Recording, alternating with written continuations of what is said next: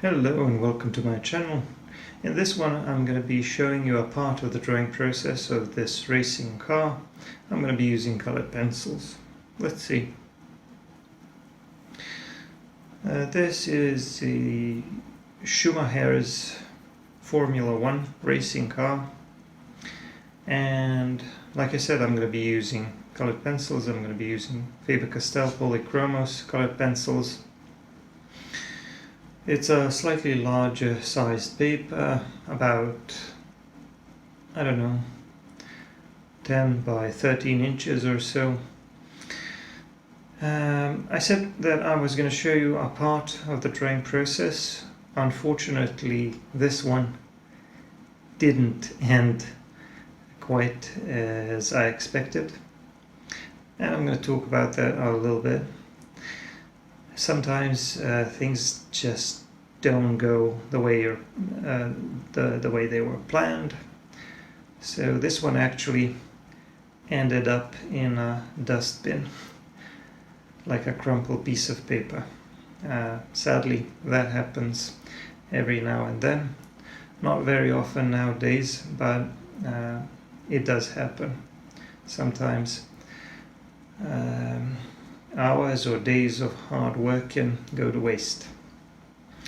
But I'm going to show you the part of the drawing process where I think the things were going relatively well, and then when I started working on the background, they didn't go so well. Anyway, I'm working on this tire here, and the top part is obviously lighter because of the light which is coming from above, hitting that top part of the tire from above.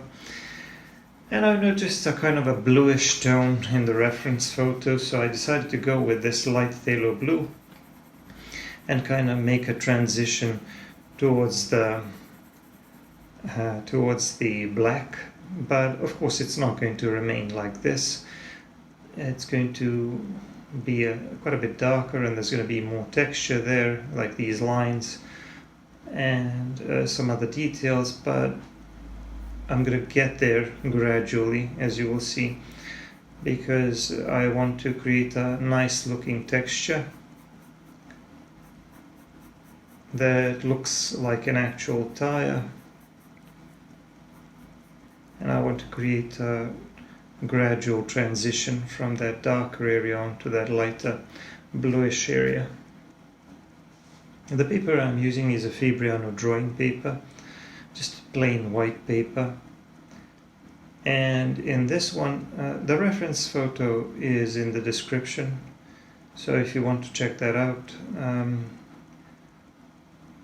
I was planning to do the background as well, including the part of the track and the crowd and everything, but once I started working on that, it didn't go well.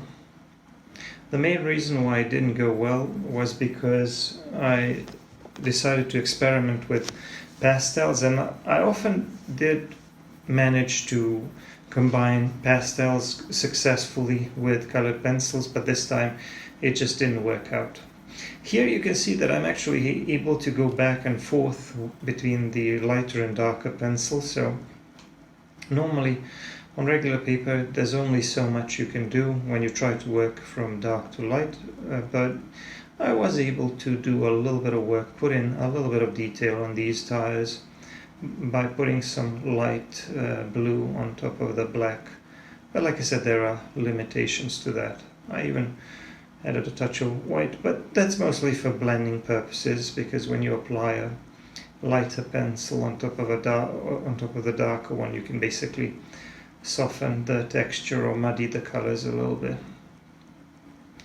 Moving on to these reddish parts, the car is predominantly red with some white details and lots of those ads, stickers, whatever they are. So I'm going to include those as well, but because of the size of the paper and because I don't really care too much about precision, most of those ads won't really be readable or visible, and I kind of like it that way. I don't want the focus to be on those. So as you can see, I'm kind of making my way here, drawing more and more of those red details on the car. But because I'm working on regular paper rather than sanded paper, my ability to work from dark to light is limited, which is why whenever I have a lighter detail, like something that's white or any other lighter color, I simply work around it. I work around it, reserving the light space and fill in the rest, and then I go back to the lighter space and do whatever I need to do with it. If it needs some additional details or if it needs a little bit of color. Every now and then I would use a white pencil for blending the lighter part of those reddish details. The way that I approached this was those parts of the car which are of lighter value, like for example lighter red because they're exposed to the light source, I would just apply less of the red pencil, making it kind of lighter red or pinkish color, and then I would just go on top of that with a white pencil to make it smoother, to blend it. And for the darker areas, I would either use a darker red, which is the deep scarlet red. I would use the deep scarlet red for the darker red areas, and sometimes I would just use a black pencil to create a shadow area and kind of blend that or layer that together with the red. So I know that there are perhaps maybe other options when it comes to drawing shadow areas within the red color, but I wanted to keep it simple and to use a very, very limited number of colors, which is what I did ultimately. I used a very limited number of colors, and I drew most of the red details on the car using basically a couple of reds, white and a black. So there are some bluish details here as well. So in addition to the light phthalo blue, I used the slightly darker blue for some of the ads on the nose area of the car. And then there's another ad here. This one is going to be of yellow color, but because it's of lighter yellow color, I just sort of worked around it, and then later I added a touch of yellow. So for the part of that red color which is exposed to the light, I just use a little bit less of the red pencil, and then I apply the white pencil. The helmet area, we can see a little bit of the driver's face there, but nothing overly complex so that I would have to be concerned about the likeness or anything. We can see some suggestions of facial features, but they're barely visible through the reflections. So I just sort of imitated the overall appearance of the helmet. And there are some darker details as well, which I put in with a black pencil. So mostly just black pencil, and then a little bit of red, and then a little bit of white pencil. I just used 3 pencils for 90% of the drawing process, and I kind of like the way that I did that. Some of the lines, some of the edges maybe could have been a little bit straighter or cleaner, but that's not really my style. I'm not really that big on precision. Here we have some smaller details like some antenna or whatever they are, and they have a nice reflection on that smooth top part of the car there. And then I proceeded to work on the helmet. There are some smaller, lighter details on it, but I just sort of simplified and approximated some of those smaller details. I want to say a few more words about how the drawing process sadly ended. So, like I said, I tried working on the background with some pastel, and the main problem was I have a very limited number of colors when it comes to pastels. And I was kind of combining a couple of colors to get some sort of grayish, bluish background there. And then to try to throw in some of the crowd watching the race. And I wasn't really happy with the amount of detail or the illusion of detail that I was able to create. And it just ended up looking like I don't know, just an ugly, blurry mess. And I was just trying to fix it, adding more and more layers and more color, and even damaging the paper a little bit in the process. And at one point I just sort of got fed up and decided that this one isn't going anywhere and that I need to throw it away, which is what I did. It's very I don't know what's the word. It's very demoralizing when you put in a lot of work into a detailed drawing and then you have to start over. But during my drawing career, I've had to do that a number of times.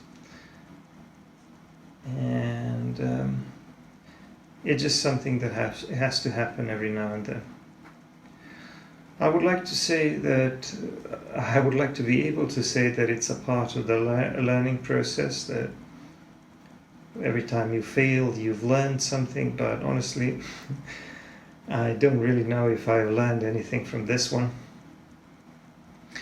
The next attempt is probably going to be without the background. I'm going to try to do something like a vignette, where I'm only going to do the car's reflection on the track, and then just sort of omit the rest of the background and make it plain white.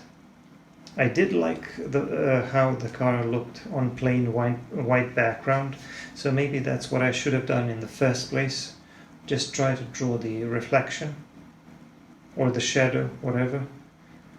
But sadly I didn't really opt for that.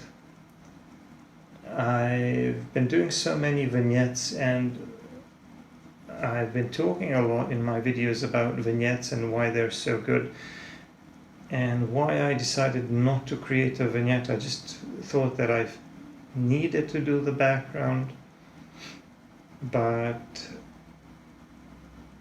this is sort of a note to self as well as to you. If you feel like the background doesn't really add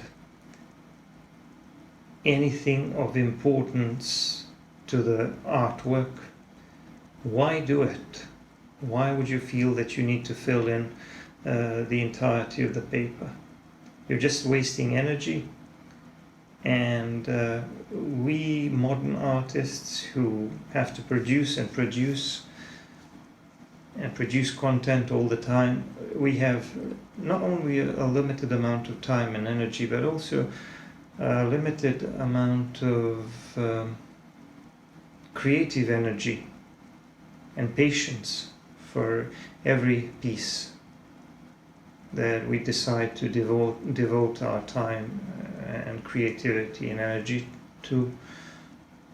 And there's only so much that we can do.